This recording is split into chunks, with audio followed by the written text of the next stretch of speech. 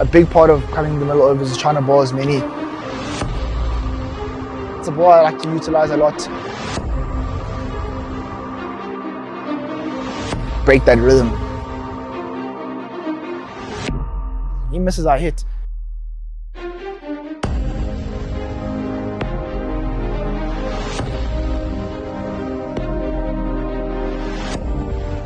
We got Silky Smooth. I'm going to call him Silky Smooth. Lutho Sipamla, who someone that actually, for the first time I played, I think also East London, the first time we played, and a fantastic bowling attack was you, Sisanda Magala, and I think Andrik Nokia was there that day. Lines literally struggled because he was awesome in the middle overs. He bowled his Yorkers, he bowled his cutters, and he bowled his bouncer. It was a difficult day in East London. And I thought today, who better than Lutho Sipamla to talk us through how he operates in the middle overs. Probably the great place to start from is when you think of the middle overs. What comes to mind for you operating in the middle overs? I think middle overs for me is a big part of it is restricting. As much as you want to strike, as see myself as a strike bowler, but a big part of coming the middle overs is trying to bowl as many dot balls and many ones as possible to restrict the batting units, just try to slow them down and break that rhythm that they might be getting and building towards the deeper and death overs, you know.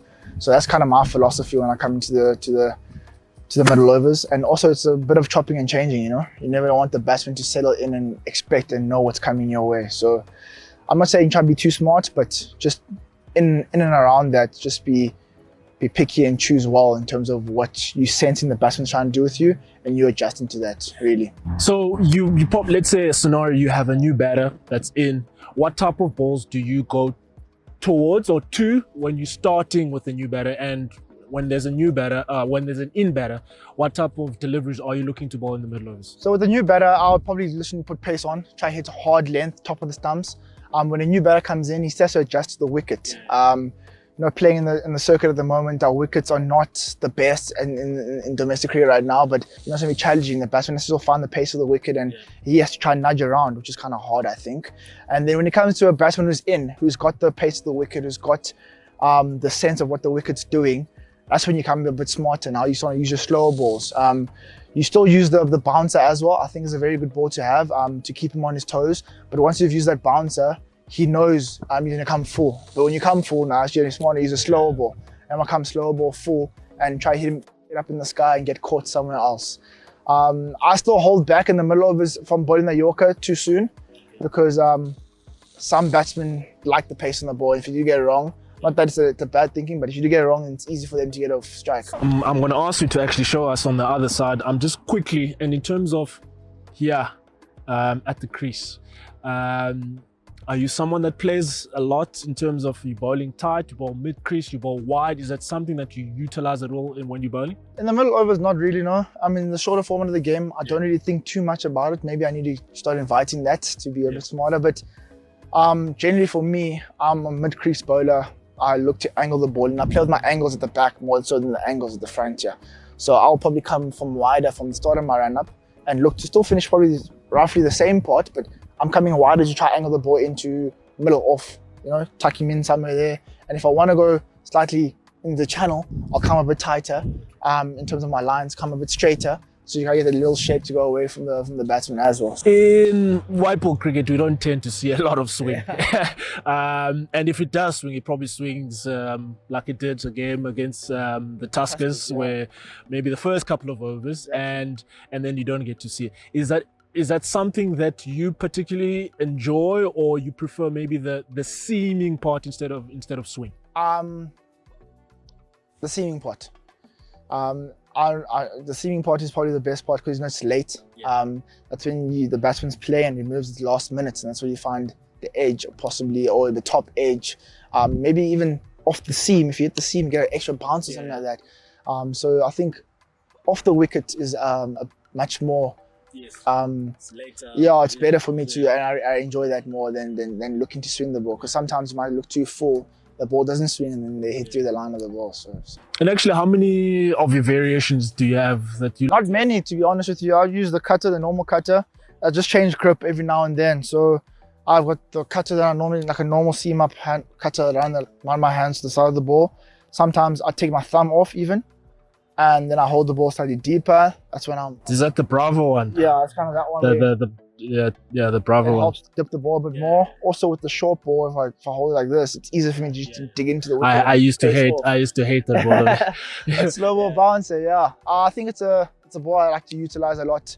When I see the batsman is itching to get pace on the ball, and he's itching to just hit me down the ground like that, to just take the thing off, then especially when we probably know the rate is high. Yeah, they have to. Yeah, okay. So the pace off helps a lot. But those are really my two variations. Just it's a normal one, take the thumb off.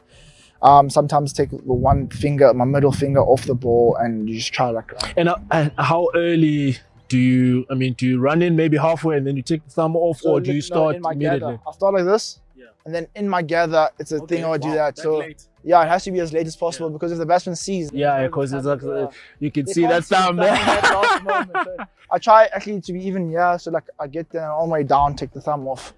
Then you kind of like rip and get the revs of the ball. Sometimes it's a bit trickier because you get different surfaces where it's getting on nicely, especially playing at night. If you're bowling second and the dew's on and the ball's coming on nicely, those slow balls don't grip. And that's when you got to be smart and be like, hey, now you're trying to go block hole and be as full as possible. And then only thing that can make the ball go slower is the slower action down, which is a bit too obvious for the batsman. But you try to keep it as simple as possible. Like I said, you don't try to have too much in your mind. And just play the conditions in the middle overs. I think that's the best thing you can do. Cool. I think we need to go to the other end where we basically talk about the lengths, and you just identify the area that you're looking to hit, and then we just discuss if it's a left-hander, right-hander. Are you looking to do exactly the same thing, or it does change a bit? We do have a tape measure, yeah. In white ball cricket, I don't know, 6 to 8 meters. You tell us.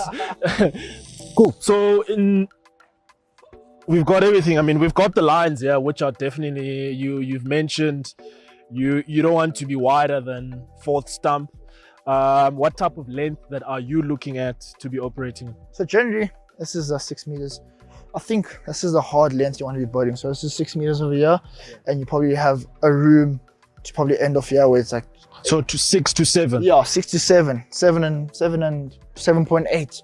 Roughly, that's the gap. But like I said, in the high felt, I'm gonna try to be as close to 6 meters as possible. So like over here, I'm trying to get the nick, and then later in the innings, I'll drag it a little bit short.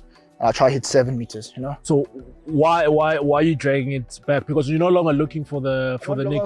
The ball's older, softer, the seam is softer. So if I'm looking to nip it, it's not gonna nip as much anymore. The swing. Of course, it's the middle overs now, so it's not much. So in the middle overs, I'm gonna drag it back and try hit that and dig it into this length over here. So from here, it'll probably be just the stumps, the uncomfortable length. The batsman doesn't know to go over the top, or the batsman doesn't know to pick up over there like that as well. So it's a bit tricky for the batsman. Either he has to go deep in his crease, create that shorter length, or stand outside the crease and meet me halfway, which is a bit harder for the batsman to do. But if I'm operating at 7, I think that's when I'm at the optimal length, because now I can play my slow ball. Now if he does go up, it's a slow ball, he won't see it, it goes straight up in the sky and you're getting the catch. And then that's where I'd probably operate on the middle overs. Roughly most of my balls will probably be and in terms of field now, let's say there's a new batter. What type of a field would you have? Who are the fielders that you are having back to start with? New batsman, I'm having sweeper out deep square. I'm having third man and fine leg. The square guys. If I'm hitting hard lengths, I want him to go down the wicket. I want him to invite me to hit me over mid off and mid on. These two will be up for the new batsman. Barring that I execute my plan, then it's going to be hard for him to hit me there. The reason I have those guys there and I'm hitting this length is because it's slightly shorter. The ball's coming up over here, so he's going to be trying to hit those sweepers, and I have a protection there. It's a one there. He's going to try to hit there. It's a one there. I've got protection there. That's kind of the field I have to a new batsman. To in batsman, that's what I'm looking to get him off strike. Okay, one. So I have the one over there, deep square. I can even go hard length and try to make me square there, because I know I got square length. What's the sweeper out there? And then if he runs it down, it's a one. So he's getting off strike like that. Use my slow ball bouncer like that. If he tries to take me on and his eyes in, I've got the guy protection there for the and to get him out over there as well. So that's kind of my plans and my lengths. So I'm going to take one of these cones so that I can put it, you said about that's 6.5. That's starting to a new batter. And of course you said at most you want to be on 4th stump. Yes. Does that change playing on the coast, playing on the high veld? I think on the coast you don't want to give width. You want to be stumps, hitting the stumps, because the length you don't get that bounce, right? So if you're on the stumps at the coast, one does stay low, hit LBW in the game, bold in the game. That's kind of the lines you want to be bowling at the coast. You can slightly go channel in the high veld, and that's why I say 4th stump, off stump is probably where you want to be. Yeah, there's been obviously quite a cool concept introduced by Cricket South Africa where you guys are playing double headers. And some of the times you're playing a double header, you might be playing a double header in Cape Town, but you're playing, let's say for example, maybe a high veld team in Cape Town. Does that change your thinking, considering that you're not playing a coastal team in coastal condition, you're playing a high veld team? Is there any particular changes that you would make there, or it's still the same approach you would have in the coastal conditions? Same approach I have in the coastal conditions. I think at the end of the day, the game must be simplified as much as possible. The conditions are what you need to adjust to. If you know what the plans are on the coastal wicket or on the coast, you know it's going to be probably lower bounce. You're trying to hit the stumps. You're giving yourself the best chance to be successful on that day. And if you're playing a high veld team on the coast, I think it's a plus for me, because they love the pace on the ball. They love channel. They're used to like throwing hands and playing through the line of the coast. It's not that easy to do. It's hard to hit off the square. It's hard to hit through the line, and the ball doesn't fly. We're at lower altitude, so the ball doesn't fly like it flies up here. So when they try to hit there, you're getting caught somewhere. The ball's not going as far as it goes in the high veld. Cool. Let's get some Lutho bowling. I'm just going to remove this. Lutho Sipamla is putting himself under pressure, where he's going to try to execute some wide yorkers, some straight yorkers. We've put a scenario there for him. We've got 6 deliveries to show us what he's made of.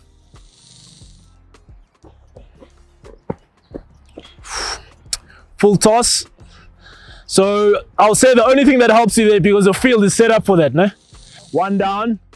And what are you trying to give yourself out of 6 here? How many? I'm going to be ambitious. I'm on 4. 4. Just trying to get 4 out of 6. So 1 down. Woo! That's in the hole. That's a really good one. Because I mean, obviously when guys are going, then generally they'll be looking to back away. So that maybe sometimes catches them by surprise. Let's say you have a new batter. Or you quite happy to give away singles? Because at times, I mean, guys like to pin the batter in one end, or do you just quite happy single? So the new batsman's in, I want the fielders to be saving a 1. Of course, I'm going to have that outfield. I'm going to have deep square. I'm going to have a sweeper. I'm a 3rd man, fine leg, and possibly for a new batsman, my mid-off and mid-on are both up, because I'm wanting to hit over the top. So everyone's going to be tight on the ring. I'm looking forward to save the 1 with the new batsman. Then that's probably the first 3 balls of the over if I'm bowling to a new batsman. And then when I come to the last 3, maybe even the last 2, I'll want them to open up a little bit, to look for 1, 2, to have my partner on the other side. That's how I'd probably operate with the new batsman facing strike. With the batsman that's in, I'm looking to get him off strike with the first 2, 3 balls of the over. So I'm looking to maybe tuck the ball in over here, maybe push him 1, 2 square leg, or a hard length, make him try to hit square of the wickets and try to get a 1, 2 to sweeper. But the main idea is to get the in batsman off strike and bowl to the guy who's not as in as a new batsman. You started from the coast, which is Port Elizabeth, and you played for the Warriors, and obviously you've made yourself up to the high veld playing for the Lions. Talk us through the difference in terms of what you were used to growing up and the adjustment that you had to make coming up to the high veld, the Lions, including a shorter boundary, and of course the high veld, the ball travels more. I think a big change for me from the coast to up country is length. You get more bounce. So at the coast, you're trying to pull your length a bit back. You're trying to bowl that 6-7 meter length. You know the ball's gonna squat. Maybe if it doesn't squat, it's not gonna shoot up rapidly. But when you come to the high veld, you're actually looking to be slightly fuller. You're trying to go 6-5 meter lengths, because you know you get that extra bounce. A big thing for me coming here, I know line is massive in the high veld. If you miss your line, the wickets are good enough to be hit wherever you want to be hit. So you need to be tight and off stump. Fourth stump as wide as you can probably go. But for me, that's the lines I'm looking to hit in up country, and at the coast, it's just maybe the length is just back and you bowl wicket to wicket. The coast, I'm looking to go middle off even, and up country, looking to get the neck. It's probably off fourth stump, slightly more in the channel there. One of the crease, beautifully bowled by Lutho Sipamla. I'll tell you, if you're looking for someone to be bowling wide Yorkers, that's certainly one of them. Oh, unbelievable. Well executed. Yo. Eh? I think someone loves the camera. That's all I'm going to say.